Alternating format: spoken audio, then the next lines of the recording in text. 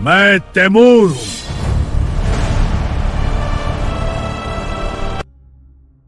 बिस्मिल्लाहिर्रहमानिर्रहीम। अस्सलामु अलैकुम दोस्तों, उम्मीद आप सब खैरवाफियत से होंगे। आज से हम एक नई तारीखी सीरीज का आगाज करने वाले हैं जो अमीर तैमूर के बारे में है, जिसके मुसन्निफ हैं कामरान अमजद खान।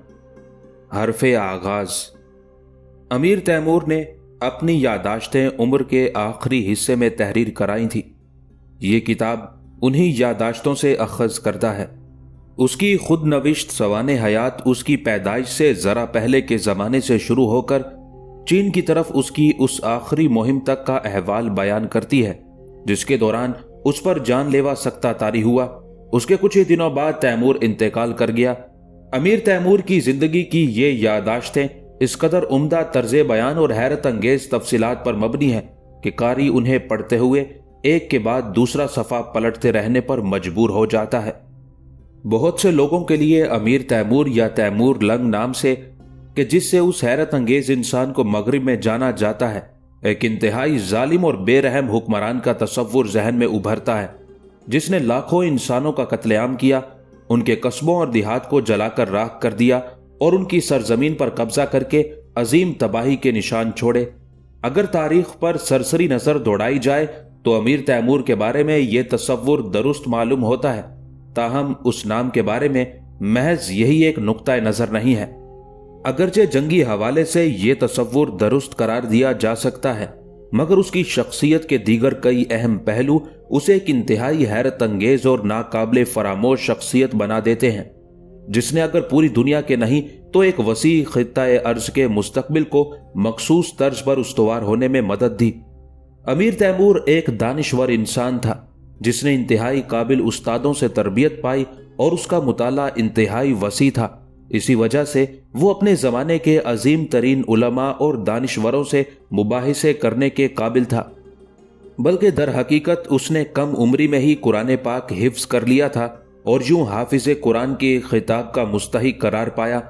वो कुरान पाक की आयात की शान नज़ूल और असल मफहूम से बाखूबी वाकिफ था, जो दरअसल उसके इंतहाई काबिल असातिज़ा की तरबियत का नतीजा था। उसके साथ साथ उसकी यादाश्त नाकाबिले यकीन हद तक शानदार थी, जिसकी बदौलत वो चीज़ों को बहुत जल्द याद कर लेता था। उस ज़बरदस्त कुव्वत यादाश्त ने अवाइले उम्री में उसकी बेहद मदद की और वो अपने इब्तदाई मकतब में फौरन हर बात को जहन नशीन कर लेता था। उसी सिफत ने उसे अपने हम असर लोगों पर बरतरी दिला दी थी।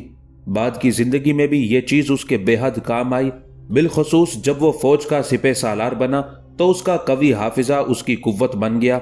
मिसाल के तौर पर उसे अपने हर सरदार का पूरा नाम हमेशा याद रहता था, जिससे वो सब उसे इंतहाई इज्जत और एहतराम की नजर से देखते थे।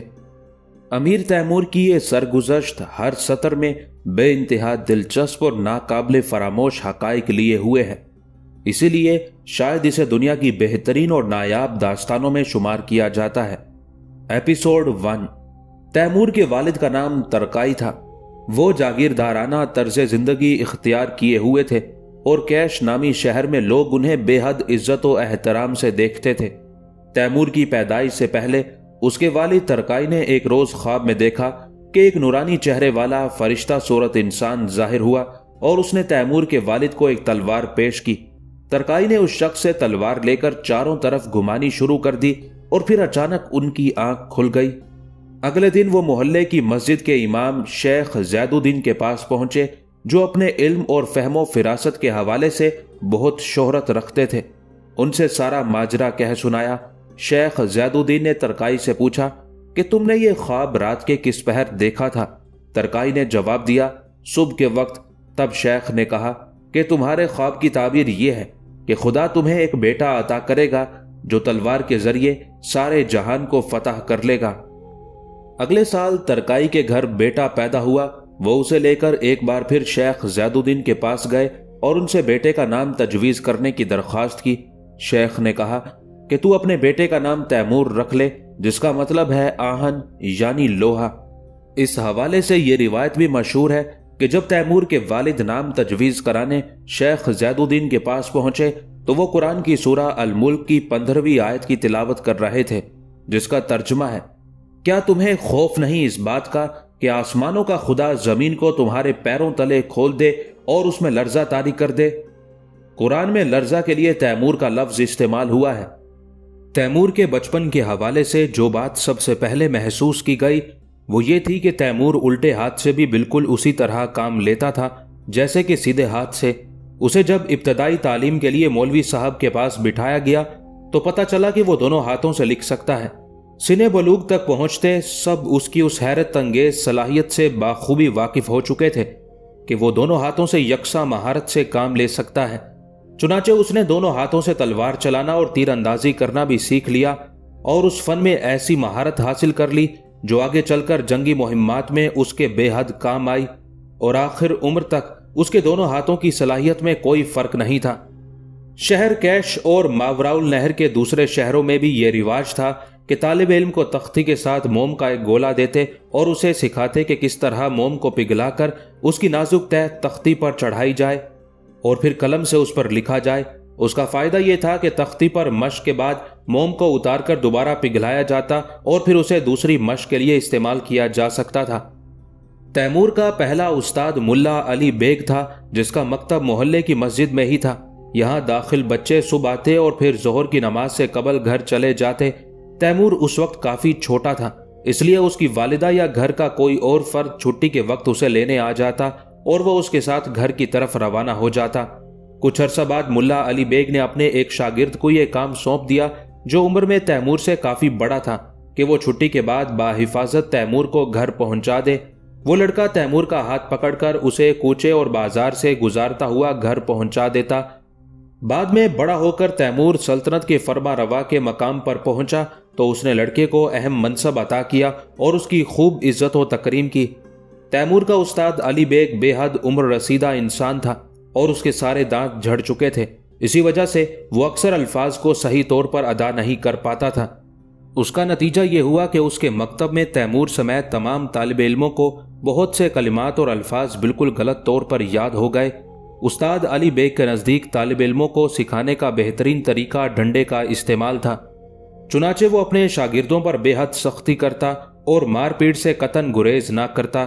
لیکن حیرت انگیز بات یہ تھی کہ تیمور کو اس سے کبھی بھی مار یا جھڑکیاں نہ سننا پڑی۔ اس کی وجہ یہ تھی کہ تیمور اپنے استاد کی کہی باتیں فوراً یاد کر لیتا تھا اور املا بھی خوب اچھی طرح بغیر غلطی کے کیا کرتا تھا۔ دوسرے بچے املا استاد کے خوف سے کرتے مگر تیمور املا سے لطف اندوز ہوتا اور مکتب سے واپس آ کر گھر میں بھی مشق کر لیتا تھا۔ ایک دفعہ ملا علی بیگ نے تیمور کے باپ کو بلا کر کہا کہ اس بچے کی قدر جان، یہ نہ صرف ذہین اور دوسرے بچوں سے بہت آگے ہے بلکہ اس میں ناقابل یقین صلاحیتیں ہیں۔ جب تیمور کی عمر 7 سال ہوئی تو اسے ایک دوسرے مدرسے میں داخل کروا دیا گیا۔ وہاں اس کے استاد شیخ شمس الدین تھے۔ وہ اپنے شاگردوں کو عام تعلیم کے علاوہ قرآن سکھاتے اور اشعار بھی یاد کرواتے تھے۔ ان کی عادت تھی کہ وہ قرآن کی تعلیم ہمیشہ سورہ شمس سے شروع کراتے، شاید اس کی وجہ یہ تھی کہ خود ان کا نام شمس تھا۔ نئے مکتب میں بھی تیمور نے اپنی حیران کن صلاحیتوں کا مظاہرہ کیا، جن میں ایک اس کا حیرت انگیز حافظہ بھی تھا۔ شمس الدین اسے جو قرآنی سورت یاد کرواتے وہ فوراً حفظ کر لیتا، جبکہ باقی شاگرد کئی دن یاد کرنے میں لگا دیتے۔ اس نے مکتب کے پہلے دن ہی سورہ شمس کو جو 15 آیات پر مشتمل ہے حفظ کر لیا۔ چنانچہ استاد نے تیمور کے والد کو بلوا کر کہا، میں نے اپنی ساری عمر میں کوئی بچہ اس قدر تیز اور باصلاحیت نہیں دیکھا جتنا تیرا بیٹا ہے۔ پھر اس نے تیمور کو مخاطب کرتے ہوئے کہا کہ وہ اس سورت کو دوبارہ سنائے، اور جب تیمور نے وہ سورت تلاوت کی تو اس کے والد نے خوشی میں دونوں ہاتھ آسمان کی طرف اٹھا کر کہا، خداوند میرے بیٹے کی حفاظت فرما اور اسے زندہ سلامت رکھ۔ شیخ شمس الدین نے تیمور کو قرآن کی دیگر صورتوں کا درس دینا شروع کر دیا۔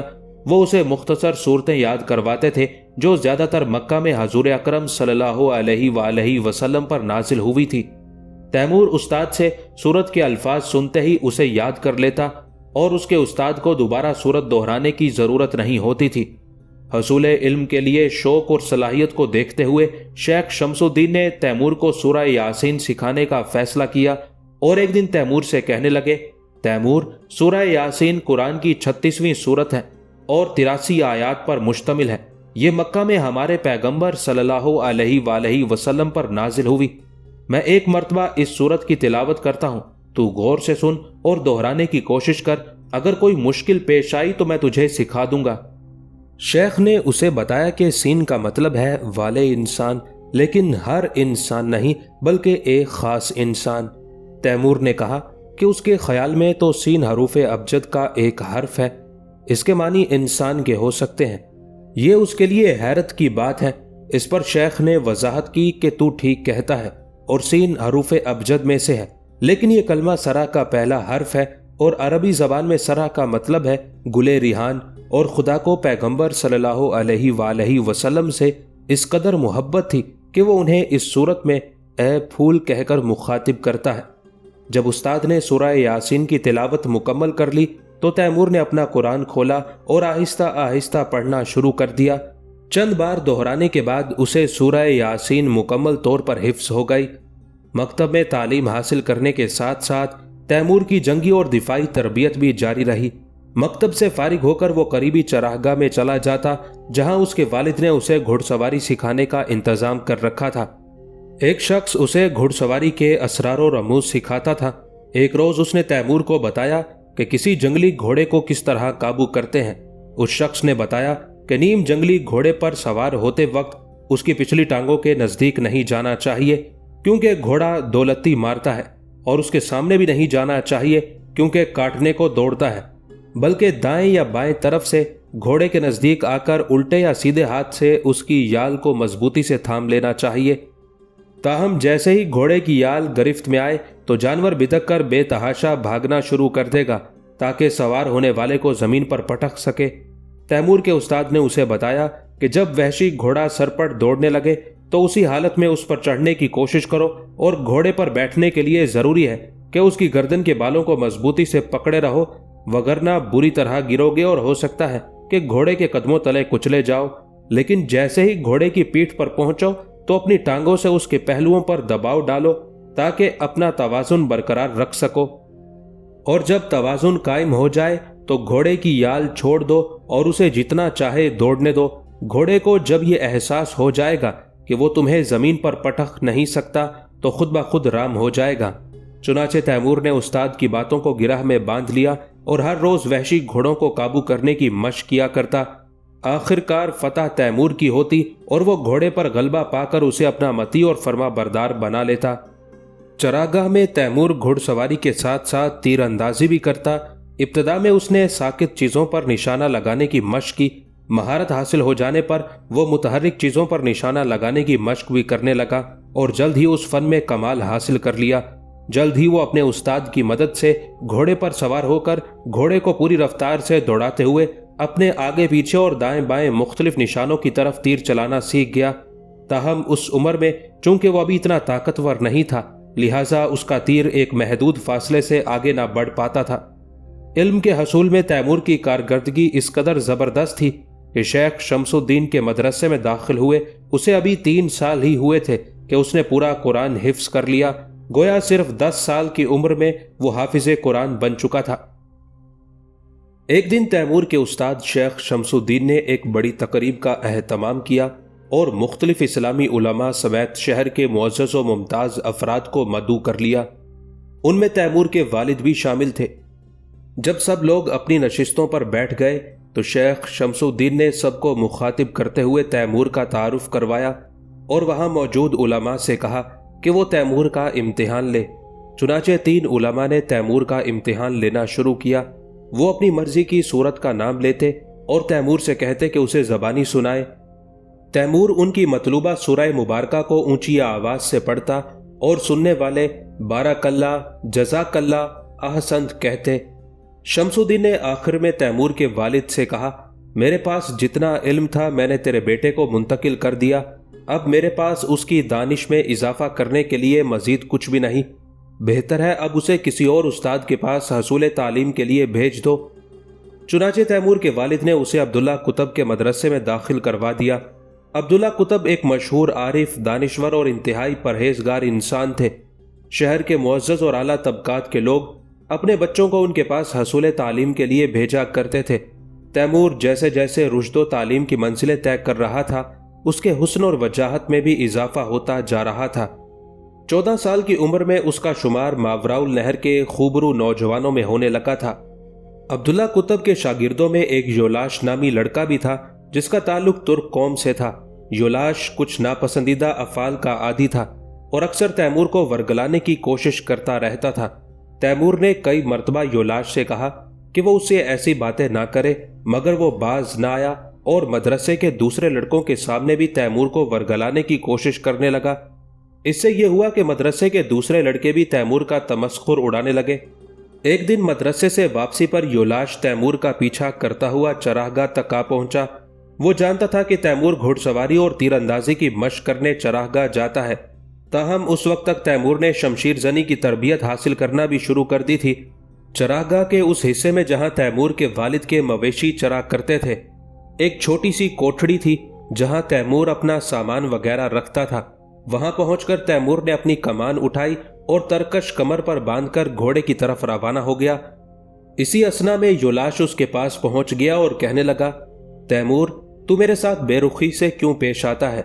क्या तू जानता नहीं मैंने इतने सारे लड़कों में से सिर्फ तुझे दोस्ती के लिए मुंतखब किया है?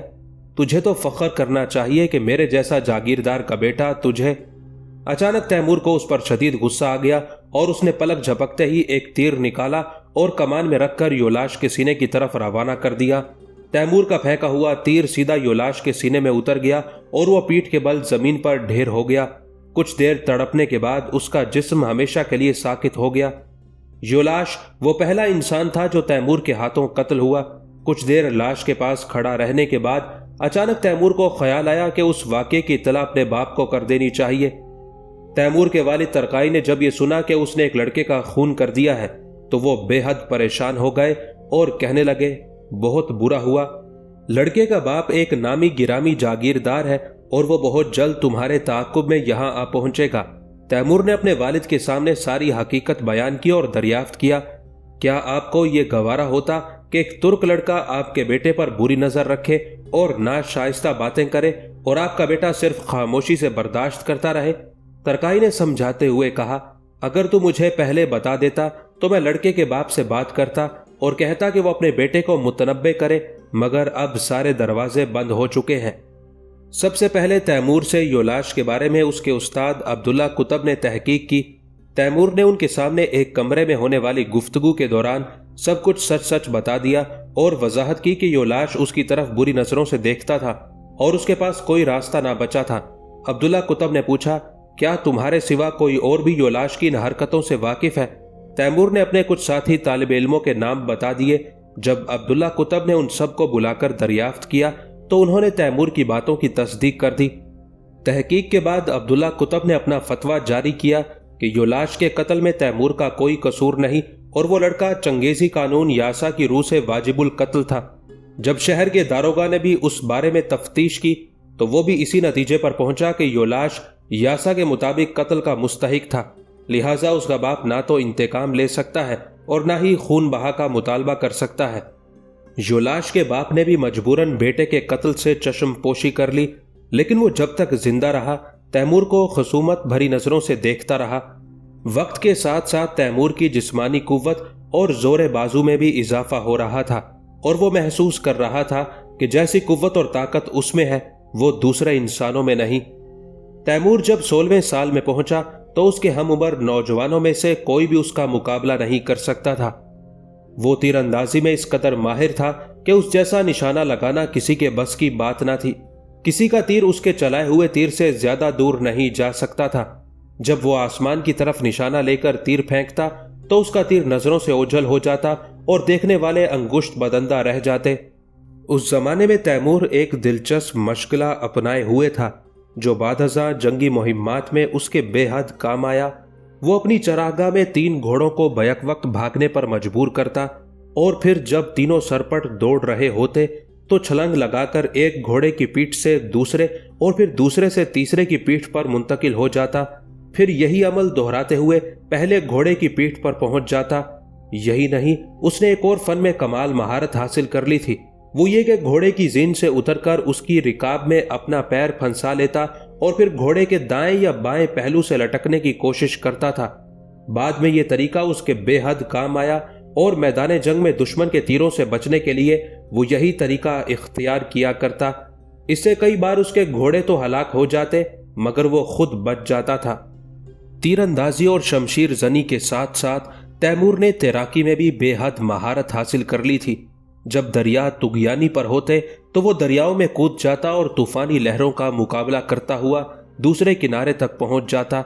इसके अलावा कमंद फेंकने में भी उसने खास महारत हासिल कर ली थी। वो बड़ी चाबुक दस्ती से जंगली घोड़ों पर कमंद फेंकता और मतलूबा घोड़े की गर्दन गिरफ्त में लेकर उसके मुंह पर दहाना बांध देता, फिर उस पर सवार होकर शहर की तरफ रवाना हो जाता। 16 साल की उम्र को पहुंचने तक वो अपने जमाने के तमाम अलूम पर भी दस्तरस हासिल कर चुका था, सिवाय इल्मे नजूम के जिससे उसे कतन कोई दिलचस्पी ना थी। उन्हीं दिनों एक रोज तैमूर के वालिद उसे उसके दादा के मजार पर ले गए और वहां बनी हुई मस्जिद की तरफ इशारा करके कहने लगे, तैमूर, मैं तुम्हें बताना चाहता हूं कि हम चुगताई खानदान से ताल्लुक रखते हैं और हमारे अजदाद का सिलसिला नसब हजरत नूह अलैहिस्सलाम के फर्जंद याफत से मिलता है। हमारे खानदान में जो पहला शख्स मुसलमान हुआ उसका नाम करा शरबून था और वो चुगताई का दामाद था और इसी वजह से उसे गुरगैन के नाम से पुकारते थे। गुरगैन यानी दामाद। बाद में यही नाम हमारी पहचान बन गया, इसलिए मुझे भी गुरगैन कहते हैं और मेरे बाद तू भी इसी नाम से पुकारा जाएगा। यहाँ जो लोग दफन हैं वो सब हमारे आबाओ अजदाद हैं और ये सब इस्लाम के मानने वाले थे। मेरे बेटे, तुम भी इन्हीं की तरह सच्चे दिल से इस्लाम के पैरोकार रहना और ये समझ लो कि दुनिया में कोई भी दीन मुहम्मदी सल्लल्लाहु अलैहि वसल्लम से बरतर और अफजल नहीं।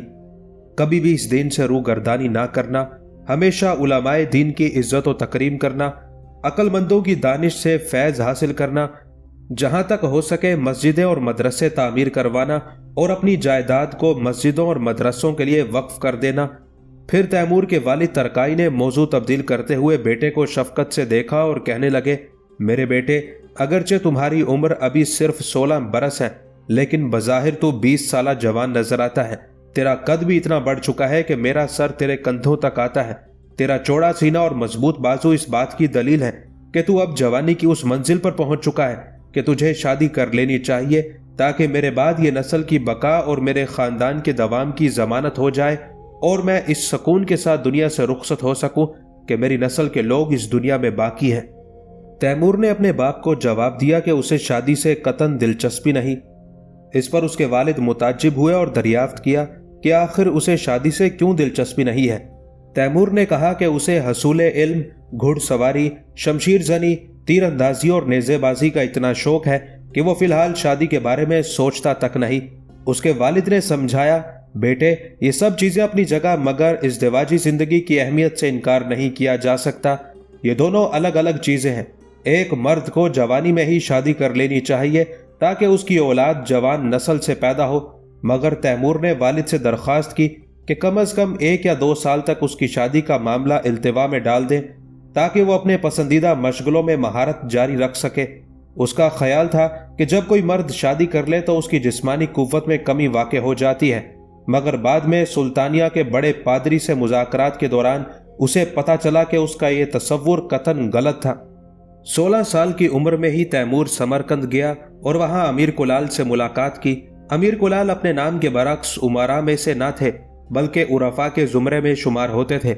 बहुत से लोग उन्हें एक सच्चा पीर मानते और उनसे फैज हासिल करने के लिए आने वालों का हजूम जमा रहता था।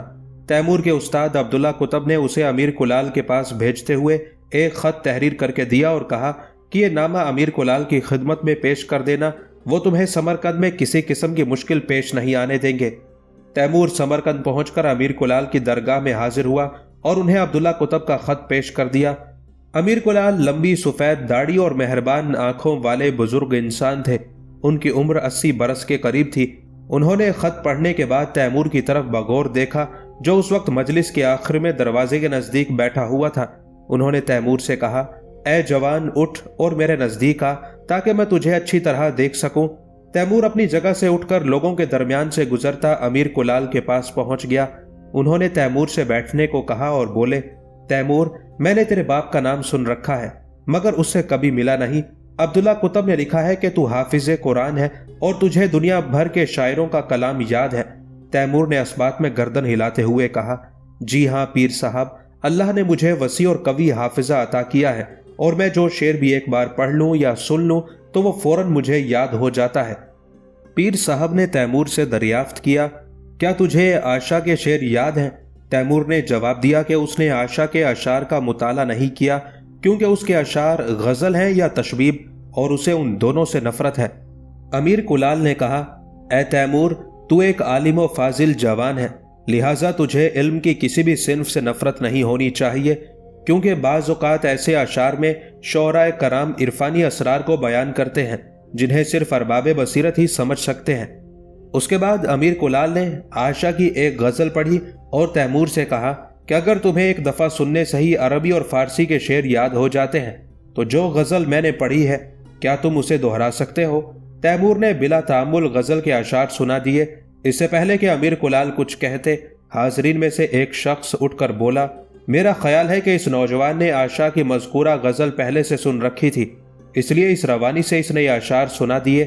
عربی زبان سے واقفیت رکھنے والے لوگ عائشہ سے خوب واقف ہوتے ہیں، تاہم میرے پاس عربی کے کچھ ایسے اشعار موجود ہیں جنہیں آج تک کسی نے نہیں سنا، کیونکہ وہ اشعار میرے اپنے ہیں اور میں نے اب تک انہیں کسی کو نہیں سنایا۔ میں وہ شعر پڑھ کر سناؤں گا، اگر ایک مرتبہ سننے کے بعد یہ نوجوان ان اشعار کو دہرا دے تو میں یہ تسلیم کر لوں گا کہ اس کا حافظہ غیر معمولی ہے۔ چنانچہ اس شخص نے اپنے کلام سے اشعار پڑھنے شروع کیے جو 7 بند پر مشتمل تھے۔ آخری شعر پڑھ لینے کے بعد اس شخص نے تیمور سے انہیں دہرانے کو کہا۔ تیمور نے شروع سے لے کر آخر تک تمام اشعار من و عن سنا دیے۔ جب اس نے آخری شعر مکمل کیا تو گویا حاضرین کو سانپ سونگھ گیا ہو، سب تیمور کو حیرت و استعجاب سے دیکھ رہے تھے، جیسے کہ انہیں یقین نہ آ رہا ہو کہ ان کے سامنے موجود شخص واقعی انسانی قبیل سے تعلق رکھتا ہے۔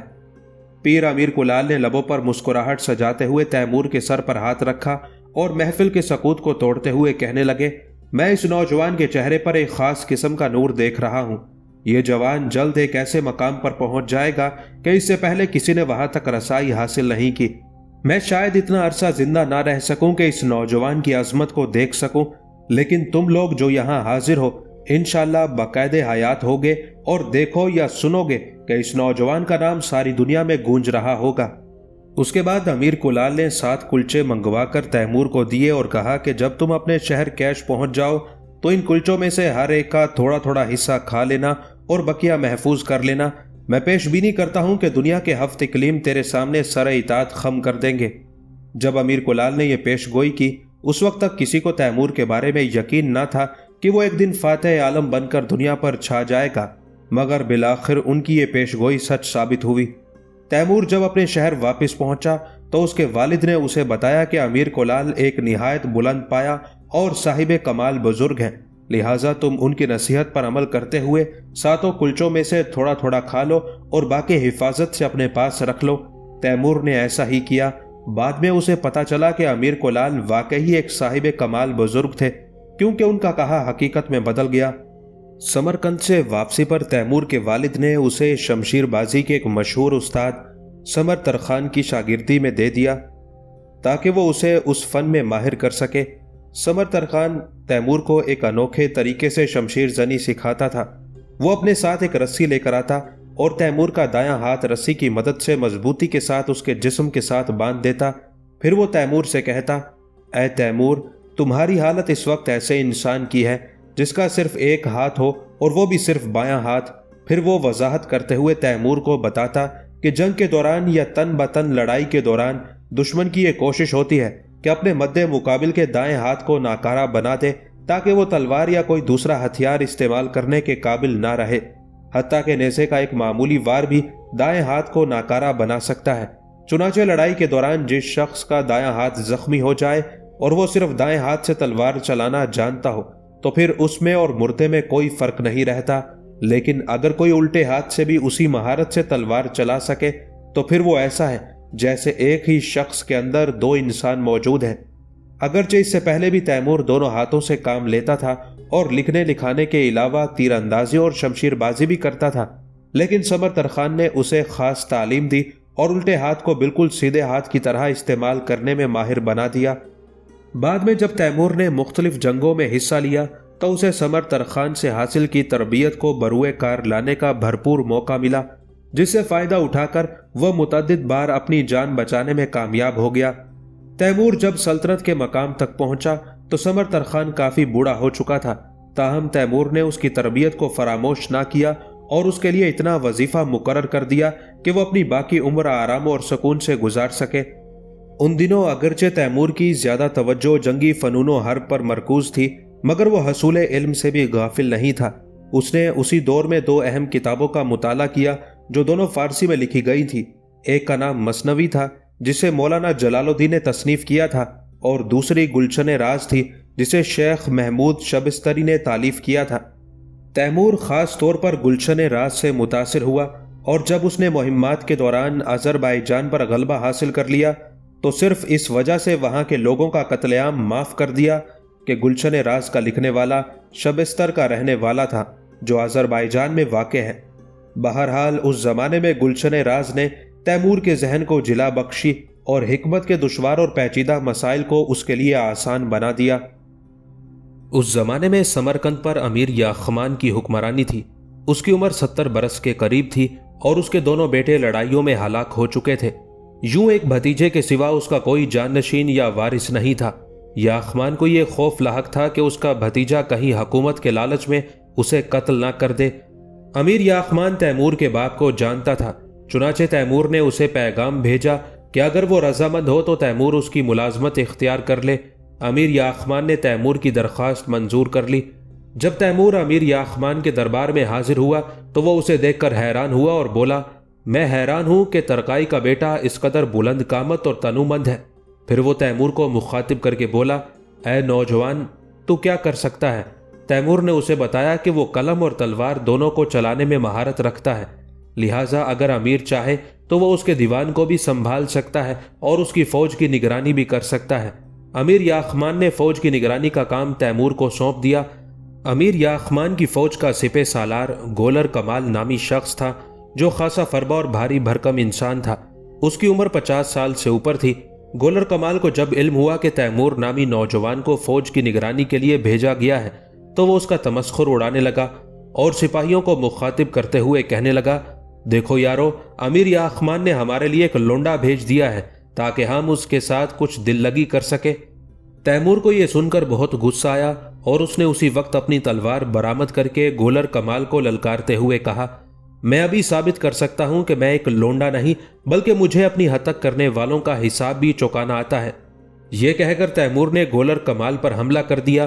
گولر کمال نے بھی تلوار کھینچ لی اور تیمور کے مقابلے میں نکل آیا، لیکن اس فربا شخص کے بدن کی حرکت سست اور کمزور تھی کہ تیمور کو جلد ہی پتہ چل گیا۔ اس کا مد مقابل بے حد کمزور ہے اور اس کے ہاتھوں نہیں بچ سکتا، اور ایسا ہی ہوا۔ تیمور نے بائیں جانب سے اس کی گردن پر وار کیا اور اس کی تلوار گولر کمال کی شاہ رگ کاٹتی ہوئی گردن کی ہڈی پر پہنچ کر رک گئی۔ گولر کمال چکرا کر زمین بوس ہو گیا اور اس کی گردن سے خون کا فوارہ پھوٹ نکلا۔ کچھ دیر بعد گولر کمال کا فربا بدن بے جان ہو کر حیرت میں ڈوبے سپاہیوں کی آنکھوں کے سامنے پڑا تھا۔ تیمور نے اپنی تلوار گولر کمال کے کپڑوں سے صاف کی اور حیران کھڑے سپاہیوں کو رعب سے مخاطب کرتے ہوئے بولا، کان کھول کر سن لو، میں تیمور ول ترکائی شہر کیش کا رہنے والا آج سے تمہارا سپہ سالار ہوں۔ اب تمہیں میری اطاعت کرنا ہوگی اور جس نے میری حکم و دولی کی اسے گولر کمال کا انجام یاد رکھنا چاہیے۔ سپاہیوں نے ایک دوسرے کی طرف دیکھا اور پھر سر جھکا لیا۔ تیمور جان گیا کہ اس کی سپہ سالاری پکی ہو گئی ہے۔ جس دن تیمور نے گولر کمال کا خون کیا اسی دن اسے امیر یاخمان کی طرف سے بلاوا آ گیا۔ تب اسے احساس ہوا کہ اس نے کیا غلطی کی ہے۔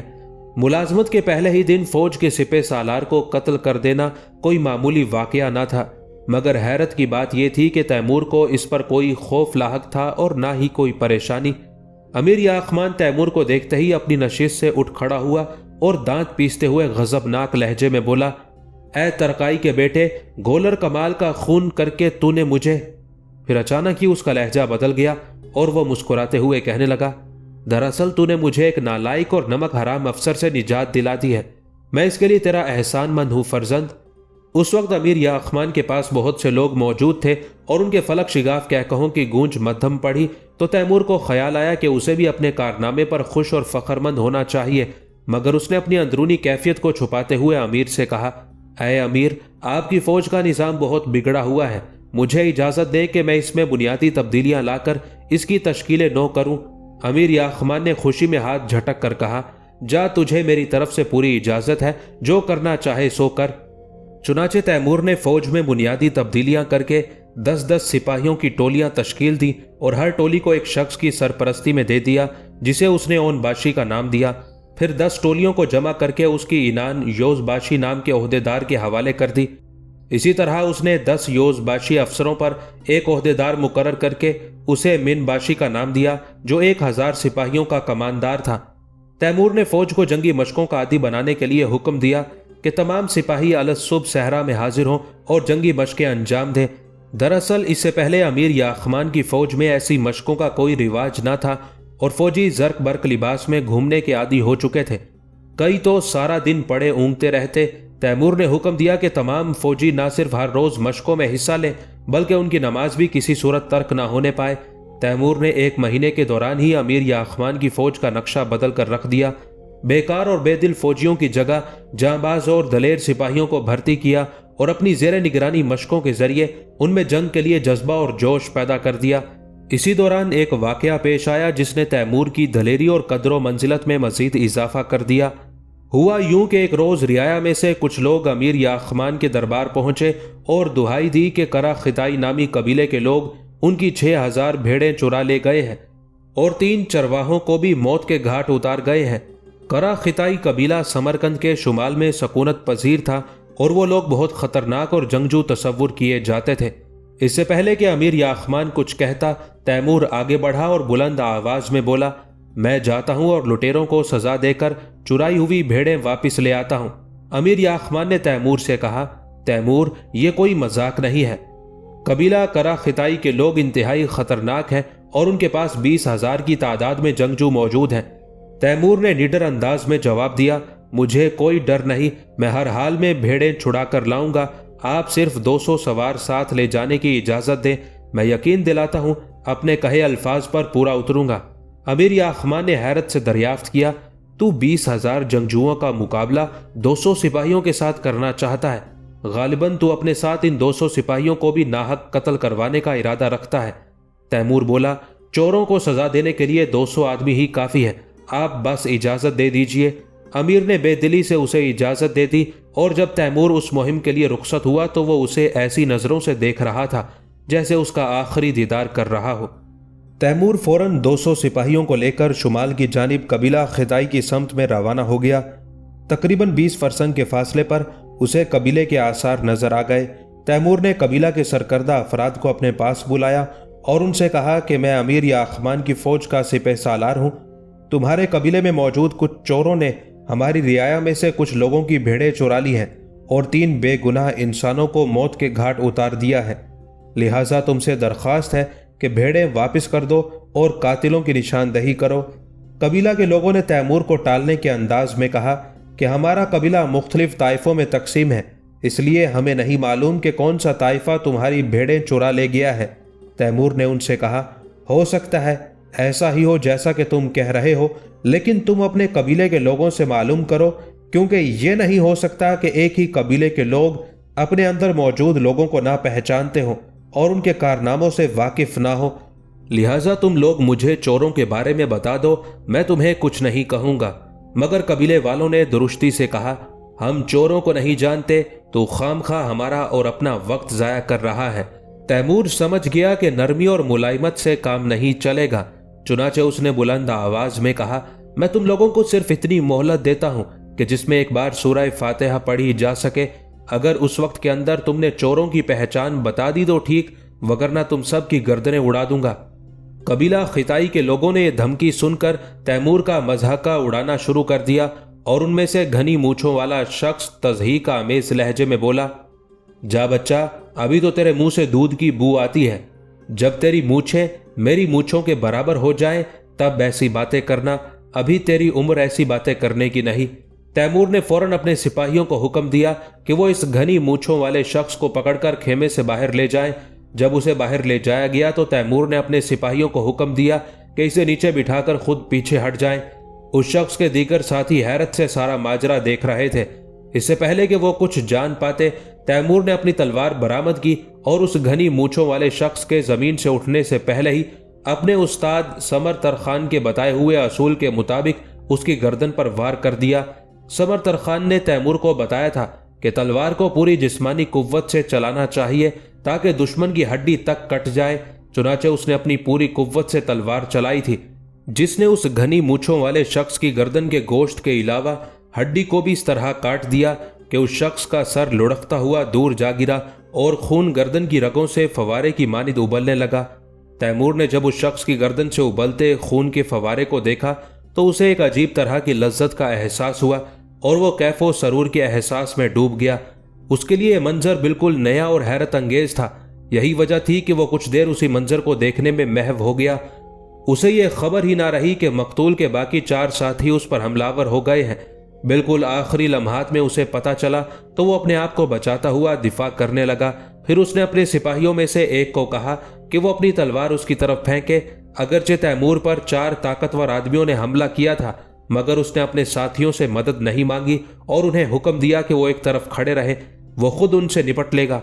तैमूर ने दोनों हाथों से तलवार चलाते हुए उन 4 आदमियों पर चाबुक दस्ती से हमला किया तो वहां मौजूद उसके साथी अश अश कर उठे। उसके दोनों हाथ एक जैसी महारत से चल रहे थे। वो ऐसी जबरदस्त टेक्निक से दोनों तलवारें चला रहा था कि जैसे हाथों में पकड़ी तलवारें उसके जिस्म का ही हिस्सा हो। खुद तैमूर को यह महसूस हो रहा था जैसे उसके मध्य मुकाबिल उसके मुकाबले में एक अनाड़ी बच्चे की हैसियत रखते हो। जल्द ही उसने उनमें से एक शख्स के सीधे हाथ पर वार किया तो तलवार उसके हाथ से छूटकर दूर जा गिरी और वो कराहता हुआ जमीन पर बैठ गया।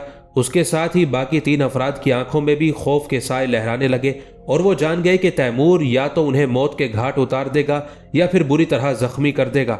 चुनाचे उन्होंने तुर्की जबान में तैमूर से पनाह तलब की। तैमूर ने उन्हें हुक्म दिया कि वो तलवार जमीन पर फेंक दे और दूर हट जाए। तीनों ने पैरवी की और हथियार फेंककर जान बख्शी की इल्तिजा करने लगे। तैमूर ने अपने साथियों को हुक्म दिया कि वो उन 4 की तलवारें जब्त कर लें।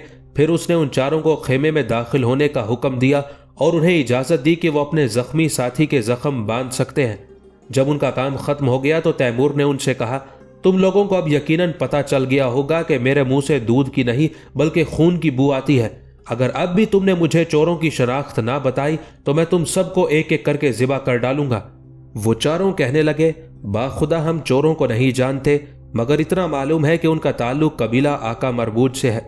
तैमूर ने उनसे पूछा, कबीला आका मरबूज का सरदार कौन है? जोतत गोलतो उनमें से एक कराहते हुए बोला। तैमूर ने उनसे कहा, ठीक है, मगर मैं तुम लोगों को यरगमालियों के तौर पर अपने साथ ले जाऊंगा और वादा करता हूं कि कबीला आका मरबूज में चोरों की शनाख्त के बाद तुम्हें आज़ाद कर दूंगा। फिर उसने अपने सिपाहियों को हुक्म दिया कि वो उन 4 को घोड़ों पर बांध दे। जब वो रवाना होने लगे तो तैमूर ने महसूस किया कि उसके सिपाही उसे फख्र और तहसीन भरी नजरों से देख रहे हैं। वो जान गए थे कि उनका सिपह सालार एक कमसिन और कम उम्र जवान जरूर है, मगर नालायक और बुजदिल नहीं। वो लोग सिपहर के करीब आका मरबूज कबीले की रिहाइशगाह तक पहुंच गए। अब उनके सामने खेमों का एक शहर आबाद था। तैमूर ने वहां से गुजरने वाले एक शख्स से दरियाफ्त किया कि जोदत गोलतों का खेमा कहाँ है। उसने दूर एक खेमे पर नस्ब सफ़ेद कुब्बा की तरफ इशारा करते हुए बताया कि वो सफ़ेद कुब्बा जोदत गोलतों के खेमे पर नस्ब है और वह वहीं रहता है। तैमूर ने अपने साथियों को इशारा किया और वो सब घोड़ों को हवा के दोष पर दौड़ाते हुए जोदत गोलतों के खेमे के सामने पहुंच गए। तैमूर अपने घोड़े से उतरा और यरगमालियों में से जो शख्स जोदत गोलतों को पहचानता था उसे लेकर अंदर दाखिल हो गया। यरगमाली ने कुछ कहे बगैर एक मुअम्मर शख्स की तरफ इशारा किया जो अपने 2 बेटों के साथ खेमे में बैठा हुआ था। इससे पहले कि उन लोगों की हैरत खत्म होती, तैमूर ने अपने सिपाहियों को इशारा किया, जिन्होंने आगे बढ़कर जोदत गोलतों और उसके दोनों बेटों को गिरफ्तार कर लिया और उनके मुंह कसकर बांध दिए। इससे पहले कि दूसरे खेमों तक खबर पहुंचती, तैमूर और उसके साथी जोदत गोलतों और उसके बेटों को लेकर खेमों से दूर आ गए। तैमूर जानता था कि अगर वो अहले कबीला के नरगे में आ गए तो यकीनन मारे जाएंगे, इसलिए वो जल्द से जल्द खेमागाह से दूर हट जाना चाहता था। जब वो काफी दूर निकल आए तो तैमूर ने ठहरने का हुक्म दिया और जोदत गोलतों के मुंह पर बंधा कपड़ा खोलते हुए अपना तारुफ करवाया। जोदत गोलतों की उम्र 60 साल के लगभग थी और वो खासा सेहतमंद था। वो सारी बात समझ चुका था, इसीलिए तैमूर से पूछने लगा, तुम मुझसे क्या चाहते हो? 6,000 بھیڑیں اور 3 چرواہوں کا خون بہا، تیمور نے مختصر الفاظ میں جواب دیا۔ جودت گولتو نے انجان بننے کی کوشش کی۔ اس پر تیمور نے اسے تحکمانہ لہجے میں مخاطب کرتے ہوئے کہا، دیکھ جودت گولتو، میں جانتا ہوں کہ تو اپنے قبیلے کا سردار ہے اور یہ ناممکن ہے کہ تیری مرضی اور رضامندی کے خلاف تیرے قبیلے کے لوگ سمرقند سے 6,000 بھیڑیں چرا لائیں اور 3 انسانوں کو قتل بھی کر دیں۔ لہٰذا تیری بہتری اسی میں ہے کہ تو میرا مطالبہ مان لے، ورنہ اگر تو نے میری بات نہ مانی تو میں تیرے سامنے پہلے تیرے بیٹوں کو موت کے گھاٹ اتاروں گا اور پھر تجھے بھی قتل کر دوں گا۔ جودت گولتو نے دھمکی نظر انداز کر دی اور تیمور کے ساتھیوں کو بغور دیکھتے ہوئے کہنے لگا، آیا تو جانتا ہے کہ میرے قبیلے میں کتنے جنگجو موجود ہیں؟ نہیں، تیمور نے لاپرواہی سے جواب دیا۔ 5,000۔ اس نے 5,000 پر خاص زور دیتے ہوئے کہا، اگر تو مجھے یا میرے بیٹوں کو کسی قسم کا نقصان پہنچائے گا تو وہ تجھے اور تیرے امیر کو زندہ نہیں چھوڑیں گے۔ تیرے جنگجوؤں کی تعداد 5,000 تو کیا 5 لاکھ بھی ہو تو میں تجھے اور تیرے بیٹوں کو ضرور قتل کر دوں گا، ماں سوائے اس کے کہ تو بھیڑیں واپس کرے اور خون بہا ادا کرے، تیمور نے پرعزم لہجے میں کہا۔ اپنی بات کو سچ ثابت کرنے کے لیے اس نے حکم دیا کہ جودت کے بڑے بیٹے کی گردن پر رسی لپیٹ کر دونوں طرف سے کھینچی جائے۔ تیمور کے سپاہیوں نے ایسا ہی کیا اور پھر اس وقت جب کہ جودت کا بیٹا کسی ذبح شدہ پرندے کی طرح پھڑ پھڑا رہا تھا، جودت گولتو چیخ اٹھا، ٹھہرو، دیتا ہوں، رک جاؤ۔ تیمور نے اشارہ کر کے اپنے سپاہیوں کو رکنے کا حکم دیا اور کہا کہ وہ لڑکے کی گردن سے رسی کھول دیں، لیکن جب رسی کھولی گئی تو بہت دیر ہو چکی تھی۔ جودت کا بیٹا اسی لمحے زمین پر گرا اور دم توڑ دیا، غالباً اس کا دم گھٹ گیا تھا۔ جودت گولتو نے اپنے بیٹے کا انجام دیکھا تو بے اختیار دونوں گھٹنوں پر بیٹھ کر سر پیٹنے لگا، پھر چہرہ چھپا کر زار زار رونے لگا۔ تیمور نے اپنی تلوار میان سے نکالے بغیر اسے 2-3 مرتبہ ٹہوکا دیا اور کہا، اے زن صفت انسان، اگر تو اتنا ہی کمزور دل ہے کہ عورتوں کی طرح آنسو بہا رہا ہے تو تو نے پہلے کیوں کر چوری کرنے اور قتل ناحق کی جسارت کی؟ اب تو سن لے کہ اگر تو نے اب بھی میری بات نہ مانی تو میں ابھی تیرے دوسرے بیٹے کا بھی وہی حال کروں گا جو پہلے کا کیا ہے، لہٰذا اگر تو اسے زندہ دیکھنا چاہتا ہے تو بھیڑیں واپس کر اور 3 انسانوں کے قتل کا خون بہا بھی ادا کر دے۔ جودت گولتو نے چہرے پر سے ہاتھ اٹھائے اور آنسو بہاتا ہوا بولا، خون بہا کتنا ہوگا؟ اس پر تیمور نے شرعی حوالہ دیتے ہوئے کہا، قرآن کہتا ہے اگر کسی کو غلطی سے قتل کر دیا جائے تو قاتل کو خون بہا کے طور پر 100 اونٹ دینے ہوں گے، لیکن تیرے سپاہیوں نے جان بوجھ کر 3 چرواہوں کو قتل کیا ہے، لہٰذا ہر ایک کے خون کی قیمت 300 اونٹ ہوگی۔ تیرا مطلب ہے کہ کل 900 اونٹ؟ جودت گولتو کی آواز جیسے گلے میں ہی دب گئی، وہ بڑی مشکل سے بول پایا، میرے پاس اتنے سارے اونٹ کہاں سے آئے؟ اگر تیرے پاس اونٹ نہیں ہے تو گھوڑے دے دے، میں نے سنا ہے کہ تیرے یہاں بہت سارے گھوڑے ہیں۔ اس بات پر جودت گولتو منت سماجت اور آہوزاری کرنے لگا۔ اس نے تیمور سے کہا کہ باخدا گھوڑے بھی میرے نہیں بلکہ قبیلے والوں کے ہیں۔ کوئی بات نہیں، تیمور نے لاپرواہی سے جواب دیا، اپنے قبیلے والوں سے کہہ کہ گھوڑے بھیج کر تیری جان بچا لیں ورنہ میں تم دونوں کو قتل کر ڈالوں گا۔ آخرکار جودت گولتو رضامند ہو گیا۔ اس نے وہاں سے گزرنے والے ایک شخص کو قبیلے کے بزرگوں کے پاس بھیجا اور پیغام دیا کہ وہ چوری شدہ بھیڑیں واپس کر دیں اور خون بہا کے طور پر 900 گھوڑے بھی بھیج دیں، وگرنہ میں اور میرا بیٹا زندہ نہ بچ سکیں گے۔ جودت نے بڑے بیٹے کی لاش بطور ثبوت اہل قبیلہ کے پاس بھیج دی۔ قبیلے والوں نے یہ سارا ماجرا دیکھ کر بھیڑے اور مطلوبہ گھوڑے تیمور کے حوالے کر دیے، مگر اس نے پھر بھی جودت گولتو اور اس کے بیٹے کو رہا نہیں کیا، بلکہ اپنے 100 سپاہیوں کو یہ ذمہ داری سونپی کہ وہ بھیڑے اور گھوڑے لے کر سمرقند پہنچے اور خود بقیہ 100 سپاہیوں کے ساتھ وہیں ٹھہر گیا۔ جودت گولتو اور اس کا بیٹا اس وقت تک یرغمال بنے رہے جب تک کہ سمرقند سے بھیڑے اور گھوڑے باحفاظت پہنچنے کی خبر نہ آ گئی۔ پھر تیمور نے ان دونوں کو آزاد کر دیا اور خود باقی سپاہیوں کے ساتھ تیزی سے سمرقند کی جانب روانہ ہو گیا۔ اس سے پہلے کہ تیمور اور اس کے سپاہی قبیلہ خطائی کی حدود سے آگے بڑھتے، تیمور کی نظر ایک نوجوان لڑکی پر پڑی جو اپنے خیمے سے باہر کھڑی ان کے گزرنے کا تماشا دیکھ رہی تھی۔ اس لڑکی کو دیکھ کر اچانک تیمور کی حالت دگرگوں ہو گئی اور اسے اپنے اندر ایک عجیب سی تبدیلی محسوس ہونے لگی۔ تیمور کا دل جو بڑے سے بڑے حادثوں اور خطرناک مرحلوں پر بھی نہ لرزتا تھا، اچانک زور زور سے دھڑکنے لگا۔ تیمور جب خیمے کے سامنے سے گزرا اور پلٹ کر دیکھا تو اس نے محسوس کیا کہ لڑکی کی نگاہیں صرف اسی پر جمی ہوئی ہیں۔ ان نگاہوں میں نہ جانے کیسی کشش تھی کہ تیمور چاہ کر بھی اس لڑکی کے چہرے سے نظریں نہ ہٹا سکا، اور جب بھی پلٹ کر دیکھتا تو لڑکی کی نگاہوں کو اپنے تعاقب میں پاتا۔ جب وہ لڑکی نظروں سے اوجھل ہو گئی تب بھی تیمور کو ایسا لگا کہ جیسے اس کی تصویر ذہن سے محو نہیں ہو رہی، اور بہت کوشش کے باوجود وہ اس لڑکی کی موہنی صورت کو بھول نہیں پا رہا۔ تیمور کی روح ایک عجیب لذت سے سرشار ہونے لگی جس کا تجربہ اسے اس سے پہلے ہرگز نہیں تھا۔ اس کا عجب حال تھا، راہ چلتے اسے ہر چوکھٹ پر وہی لڑکی کھڑی نظر آتی، پھر اچانک اس پر ایک دوسری کیفیت نے غلبہ پا لیا۔ اسے شدید ندامت کا احساس ہونے لگا، اسے اپنے آپ سے نفرت ہونے لگی، کیونکہ اس کے اندر یہ خیال جاں گزی ہو گیا تھا کہ ایک کمزور سی لڑکی نے اس پر غلبہ پا کر اس کی یہ حالت کر دی تھی۔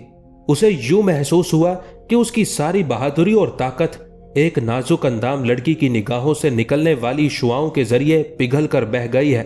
تیمور جھنجھلا کر کبھی گھوڑے کو ایڑ لگاتا اور کبھی کھینچ لیتا۔ اس کی فوج کے سپاہی حیران تھے کہ یہ کیا ہو رہا ہے۔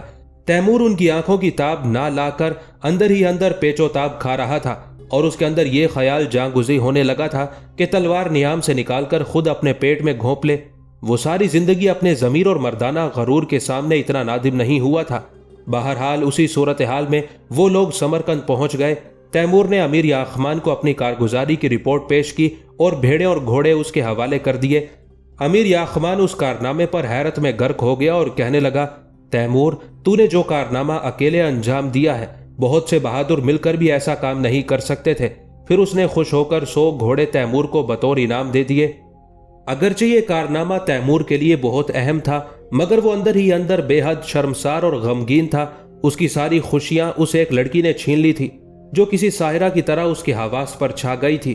وہ خود سے الجھتا رہا، مگر بہت کوشش کے باوجود بھی لڑکی کا تصور ذہن سے نہ نکال سکا۔ آخر کار اس نے اہل خانہ سے ملاقات کے بہانے امیر یاخمان سے چھٹی کی درخواست کی اور سوچا کہ اس مسئلے کا حل اپنے استاد عبداللہ قطب سے دریافت کرے گا۔ امیر یاخمان نے تیمور کی درخواست باخوشی منظور کر لی اور وہ کیش پہنچ کر سیدھا اپنے استاد عبداللہ قطب کی خدمت میں حاضر ہو گیا۔ عبداللہ قطب اسے دیکھ کر بہت خوش ہوئے اور کہنے لگے، ماشاءاللہ، دیکھتا ہوں اب میرا شاگرد ایک گبرو مرد میں تبدیل ہو چکا ہے۔ مگر تیمور نے افسردہ چہرے کے ساتھ کہا، استاد محترم، یہ گبرو مرد ایک ناکارہ انسان ہے اور کسی بچے کے برابر بھی طاقت نہیں رکھتا۔ میں آپ کو یہ بتانے آیا تھا کہ میں اپنے ضمیر کے ہاتھوں نادم ہو کر خودکشی کرنے کا سوچ رہا ہوں۔ عبداللہ قطب حیران ہوئے اور تیمور سے اصل واقعہ دریافت کیا۔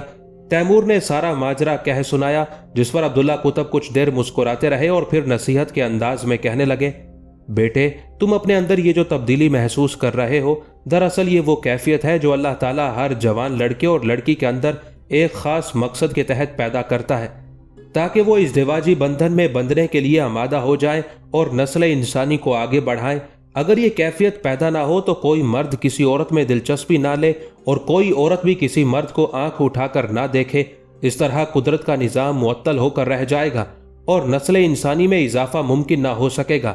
لہٰذا اے تیمور، تجھے خود سے نادم نہیں ہونا چاہیے، کیونکہ تیری عمر کو پہنچنے والا ہر انسان اسی ہی کیفیت میں مبتلا ہو جاتا ہے۔ دراصل تیری حالت اس بات کی طرف اشارہ کرتی ہے کہ تیری شادی کا وقت قریب آ پہنچا ہے، لہٰذا تو اپنے والد سے بات کر کے وہ تیرے لیے اس لڑکی کا ہاتھ مانگ لے۔ تیمور نے شرم سے سر جھکا کر کہا، یہ بات میں اپنے والد سے نہیں کہہ سکتا، مجھے شرم آتی ہے۔ تو پھر میں تیرے والد سے اس بارے میں بات کرتا ہوں اور ان سے کہتا ہوں کہ وہ اس لڑکی کو تیری دلہن بنانے کا بندوبست کرے۔ اس کے بعد عبداللہ قطب نے واقعی تیمور کے والد کو اس کام کے لیے رضامند کیا، اور وہ موہنی صورت لڑکی جس نے تیمور کی حالت دیگرگوں کر دی تھی اور خیمے کی اوٹ سے آنکھوں کے ذریعے اس کے دل پر قابض ہو چکی تھی، نکاح کے ذریعے اس کے گھر میں آ گئی۔ شادی کے بعد تیمور کی بے چینی اور اضطراب کا خاتمہ ہو گیا اور وہ آسودہ خاطر ہو کر اپنے فرائض منصبی دوبارہ سنبھالنے کے لیے تیار ہو گیا۔ دوستو، امید کرتا ہوں کہ اس تاریخی سیریز کی پہلی ایپیسوڈ آپ کو پسند آئی ہوگی۔ کمنٹ باکس میں اپنی رائے کا اظہار لازمی کیجیے گا۔ مزید اس سلسلے کے ایپیسوڈز دیکھنے کے لیے ہمارے چینل کو سبسکرائب کر کے ساتھ میں موجود بیل کے بٹن کو لازمی دبا دیجیے گا، تاکہ ہر نئے آنے والی ویڈیو کا نوٹیفیکیشن آپ کو بر وقت مل سکے۔ اپنا بہت خیال رکھیے گا۔ والسلام، اللہ نگہبان۔